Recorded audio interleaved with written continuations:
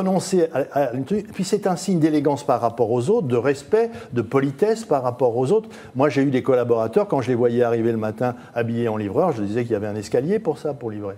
Donc, c'est un signe d'élégance, c'est un signe d'une société qui est polie, qui est polissée. Et notre ami qui est anglais le sait parfaitement. En Angleterre, en plus, la cravate est un signe de reconnaissance.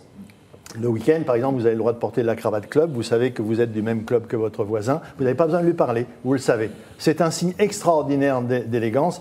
Et moi, je trouve cette journée terrible. Alors, petit point à ce stade de notre débat, parce qu'en fait, ce que vous décrivez, Daniel Bilalian, avec beaucoup de force, pour le critiquer, c'est ce qui est arrivé cet été, en fait, où l'Assemblée nationale a autorisé les députés à venir sans cravate. Et effectivement, c'est toujours le cas, et d'où peut-être les excès ou les abus de celui de François Ruffin.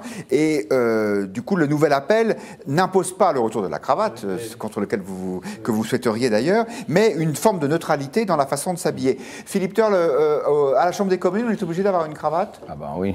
Vous vous rendez compte, si on va sans cravate... Il n'y a plus d'Angleterre. Non, ça serait Il y a même des gens qui ont des perruques, non Ouais,